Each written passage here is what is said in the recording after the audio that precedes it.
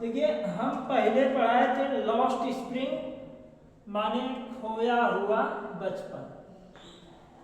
Lost spring इस lesson का stolen childhood माने चुराए हुए बचपन की कहानियों से लिया गया या खोया हुआ बचपन। इसका मतलब यही है, बचपन किसका खोया था। जब वो लेखक वहां पहुंचता है तो ये क्या होता है कि पड़ोस के बच्चों से मिलते हैं। ये एक बच्चा था और ये उससे मिलता है और मिलने के बाद पूछता कि आप स्कूल क्यों नहीं गए, है ना। इस तरीके से बातें करता तो कहता कि हमारे पास जो है स्कूल जाने के लिए कुछ है भी नहीं और हम स्कूल जाते भी नहीं हैं क्योंकि हमारे बगल में कोई जो है स्कूल नहीं था। उस लड़के का नाम साहब था, इसने पूछा था। ये चीजें हम बता दिए थे। इसके आगे पढ़ते हैं, देखो। Even if she did he will throw them off at another who is wearing shoes that do not match. Kara, even if she did, he had will throw them off at another who is wearing shoes that do not match. Kara, ये लोगों को देखा, ये ऐसे जूते पहने हुए थे कि ये बेमेल जूते थे, माने कोई बड़ा कोई छोटा इस तरह का जूता ये पहन रखे थे। When I come on it, he shuffles his feet and says nothing. लेकिन जब ने हमने उस जूतों पर कमेंट किया, माने टिप्पणी की या बात की कि भाई कैसे छोटे बड़े जूते पहने हो, जब ये सब पूछा तो उसने क्या किया, देखो। He shuffled his feet and says nothing. उसने अपना जो पैरों को इधर उधर घसीटा, ऐसे छोटे बच्चे ऐसे पैर रगड़ रगड़ के इस तरह से वो बोला कि जो है कुछ कहा नहीं, केवल अपना पैर रगड़ते रहा और कुछ कहा नहीं। I want shoes, says a third voice who has never owned a pair all his life. कहा एक तीसरा लड़का और बोल दिया, एक तीसरा लड़का उन्हीं झुंड में से एक तीसरा लड़का भी बोला कि मुझे भी जूता चाहिए, मैं भी जूता पहनना चाहता हूँ। जो अपने जिंदगी में शायद कभी एक जोड़ी जूता नहीं जो है रहे होंगे, मैंने वो कभी जीवन भर एक जोड़ी जूते उसके पास नहीं थे। छोटा सा लड़का जीवन में कभी एक जोड़ी जूते उसको मिले नहीं थे। सीधे मतलब ये है, वो लड़का बोला कि मुझे एक जूता चाहिए, उसने बता दिया। देखो, travelling across the country I have seen children walking barefoot in cities on village roads. It is not lack of money but the tradition of stay barefoot is the one explanation. I wonder if it is only an excuse to explain why a perpetual status of priorities. क्या बता रहा लेखक? ये बता रहा है कि आप देश विदेश देश भर में आप यात्रा करके आ जाइए। अभी बोला ट्रेवलिंग अक्रॉस द कंट्री, पूरे शहर भर आप यात्रा, पूरे देश में यात्रा करके आ जाइए, आपको क्या मिलेगा? I have seen children walking barefooted in cities and village road. हमने क्या देखा? गांव में, शहरों में, हर जगह पर नंगे बच्चे दौड़ रहे हैं। It's not lack of money. कह रहा है ये पैसों की कमी नहीं है, पैसों की कमी के कारण नहीं है ये, इसका कुछ परंपरा है। देखो, it is not like but a tradition to stay barefooted. कह रहा है हमारे यहाँ नंगे रहने की परंपरा है, पैसों की कमी नहीं। भाई जो किताब में लिखा वो बता रहा, कुछ जगहों पर है नंगे रहने की परंपरा बट हर जगह नहीं है। इज नॉट एक्सप्लेनेशन, माने नंगे रहना ये हमारे पैर के लिए ठीक है, ऐसा बनाना ये इसका गलत एक्सप्लेनेशन होगा। इज नॉट वन एक्सप्लेनेशन, इस बात का विस्तार नहीं है। I wonder if this only an excuse to explain away prepared state of purity. ये केवल क्या बहाना है हमारे देश में फैली हुई गरीबी को और हमारे देश में फैली हुई भूखमरी को छुपाने का एक बहाना है। ठीक है, लोग कहते हैं कि नंगे पैर, देखो ये उस समय की बात है जब उस समय की क्या बात, अभी भी यार, पहले की बातें नहीं है, बहुत पुरानी है। अभी भी आप जो है गाँवों में तो कम, आप शहरों में चले जाओगे, दिल्ली जैसे सिटीज में, सीमा उमापुर एरियाज में, वहाँ क्या होता, आज भी बच्चे नंगे पैर दौड़ते रहते हैं, न पैर में जूता, न चप्पल, न ढंग के कपड़े, कुछ नहीं, कूड़ा बीनते हैं, कचरा उठाते हैं, गंदी बस्तियों में रहते हैं। उन्हीं सब बच्चों की ये कहानी लिख रहा है लेखक, उनको बताना चाह रहा है, समाज को दिखाना चाह रहा है कि हमारी जो सरकार कहती है कि हमारे यहाँ सब कुछ पर्याप्त है, उसको ये देखना चाहिए कि ये गरीबी भी हमारे यहाँ है। माने सरकार अपनी नाकामी को छुपाने के लिए केवल ये परंपरा बना दी है कि नहीं प्रथा है, प्रथा कुछ नहीं है, गरीबों को चूसा जा रहा है आज भी हर जगह। तो यही गरीब लोग हैं, अगर ये मेहनत नहीं करेंगे तो जो है इनको खाना नहीं मिलेगा, नंगे पैर रहते हैं, गरीब हैं, ये सब चीजें हैं। लेकिन जो पास में जाके देखेगा उन्हें तो कुछ अलग ही सीन मिलेगा। ये गरीब हैं, चाहे भुखमरी में है, चाहे जैसे भी हैं, इनका दूसरा समाज अगर इनकी हेल्प भी करना चाहे तो नहीं कर सकता, क्योंकि इन लोग इतना डर फैला दिए हैं। ऐसे ही बच्चे शहरों में क्या अपराधी होते हैं, इसी तरह से अपना कूड़ा पीट रहे हैं, कोई जो है कूड़ा इधर उधर ढूंढ रहा है, किसी मार के भाग जाते हैं, किसी पैसा छीन के भाग जाते हैं, किसी चाकू मार देते हैं। ये सब गैर कानूनी काम करते हैं जो गंदी बस्तियों के बच्चे, इसलिए लोग डरते भी हैं। और पहले गरीबी थी गंदी बस्तियों में, आज कहने की बात है, गंदी बस्तियों में गरीबी वो केवल बना रखे हैं दिखाने के लिए कि हम गरीब हैं, और रियल में वो अंदर कुछ और ही काम करते हैं। गंदी बस्तियों में दारू बेचेंगे, शराब बेचेंगे, स्मैक बेचेंगे, चरस बेचेंगे, सब करते हैं, लेकिन वो नंगे पैर रहेंगे, क्यों, दिखाना है उनको, है ना। इसी तरह से इस कहानी में भी कुछ होगा, लेकिन ये ऐसे छोटे बच्चे की परंपरा, ये तो समाज में लोग कर रहे हैं, वो कर रहे हैं, लेकिन अब यहाँ एक छोटे बच्चे की मजबूरी दिखा रहा है क्या, कि वो जीवन में कभी जूता नहीं पहना था, वो ऐसा ही लड़के थे, बहुत नंगे पैर घूमते थे, लोगों को देखने में लग जाएगी कि ये गरीबी से परेशान है, लेकिन उनके माँ बाप चोरी में लिप्त रहते हैं, गैर कानूनी धंधों में लिप्त रहते हैं, वो इधर उधर करते हैं। ये सब है सच्चाई, है ना।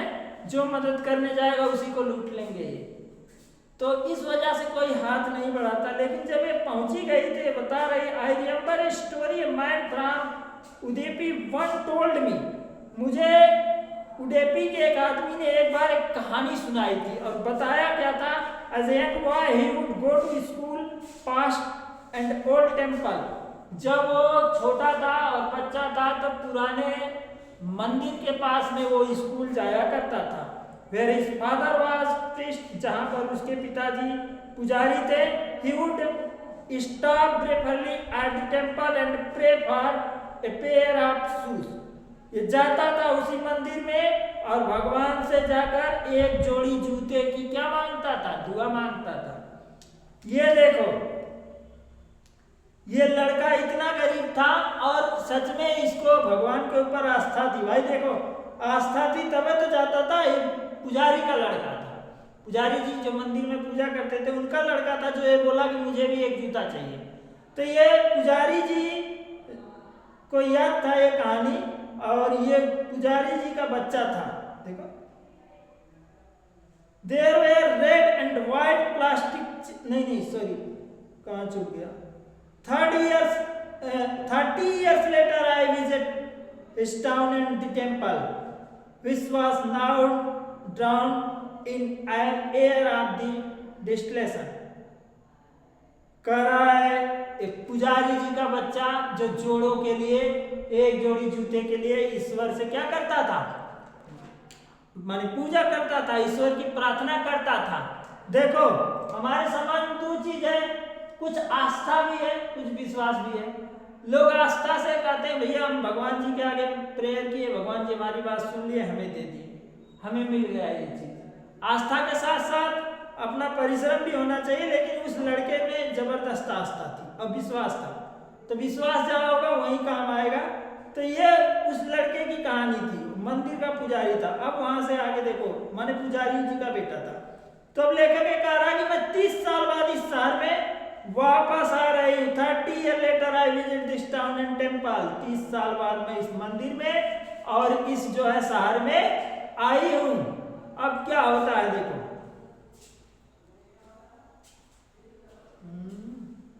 कहाँ चला गया जी? हाँ, ये सब बदल गया है, हर चीज यहाँ बदल गई है। We lived in the new priest, there were red and white plastic chair। कह रहे अब वहाँ पर नए पुजारी जी रहते हैं और वहाँ पर लाल और सफेद प्लास्टिक की कुर्सियां पड़ी हैं। A young boy dressed in a grey uniform, wearing socks and shoes, arrived panting and threw his school bag on folding bed। कह रहा है वहां पर की ये कहानी बता रहा है, एक छोटा सा लड़का जो है मोजे जूते पहना हुआ भागता हुआ आता है, अपने बिस्तर अपने बस्ता को पलंग पर लटका देता है। 3 साल का लड़का किसी जिद में आया होगा, जिद करने के लिए। वही लड़का है जो इस जूते के लिए जिद कर रहा है। देखो आगे, लुकिंग एट द वॉच, लड़के को देखा। I remember the prayer another boy had made to the goddess. ये दूसरा लड़का जो था, आई रिमेंबर, मुझे याद है, द प्रेयर अनदर बॉय, दूसरे बच्चे भी वहां थे और वो क्या कर रहे थे? प्रेयर कर रहे थे अने देवी से। उस समय ये लगाए दूसरे लड़के उस समय देवी जी से प्रेयर कर रहे थे, प्रार्थना कर रहे थे कि उन्हें एक जोड़ी जूते मिल गए। तो देखो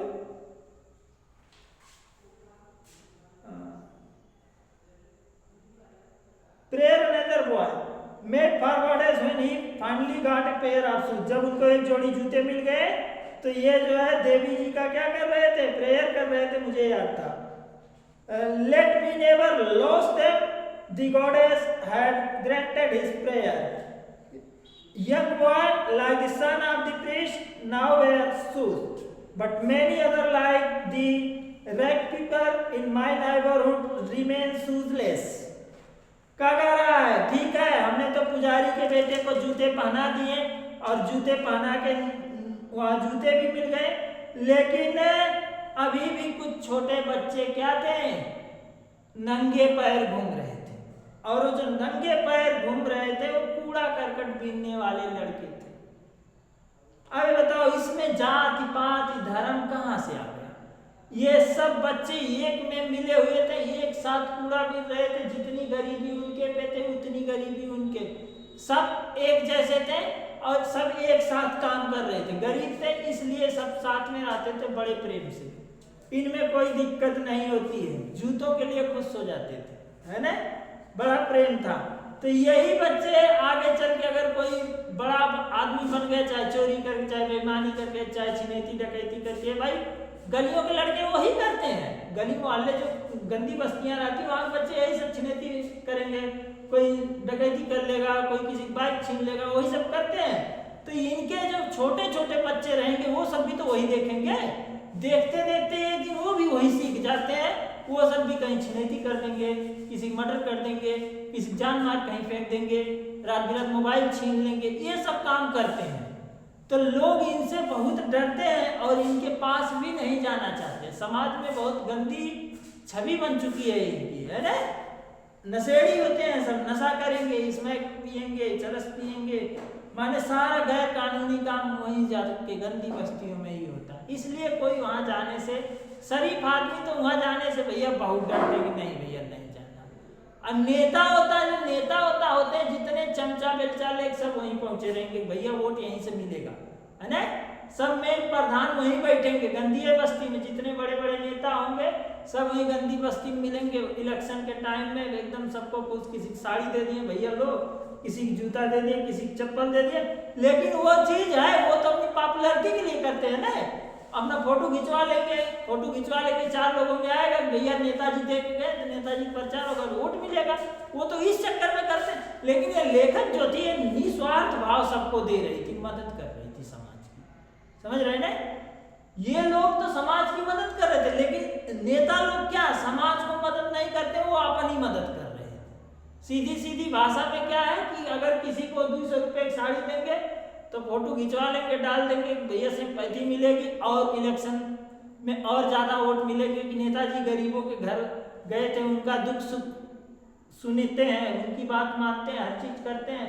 इस तरह से फोटो पोटा लगा के 2-4 दिन राजनीति करेंगे, उसके बाद भैया जैसे वोट पड़ गया उसके बाद तुमको पहचानेंगे ही नहीं, कोई नहीं आएगा, फिर तुम 5 साल तक वैसे ही उसी जिल्लत की जिंदगी में जीते रहो।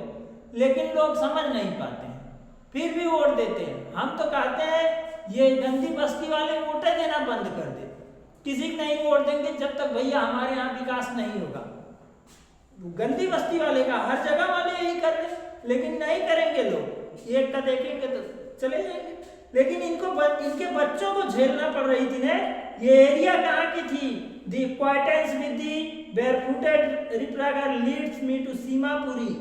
देखो ऐसे नंगे पैर कूड़ा बीनने वाले बच्चे हमको दिल्ली के कौन से एरिया में मिले? सीमापुरी। सीमापुरी सबसे गंदी एरिया है, और दिल्ली में सीमापुरी, और मुंबई में कौन सी है जी?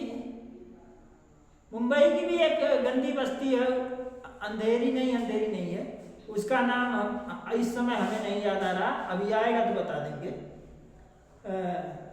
हाँ, धारावी जो है दिल्ली की सीमापुरी और मुंबई की धारावी एरिया, ये दोनों बहुत बड़ी गंदी बस्ती है।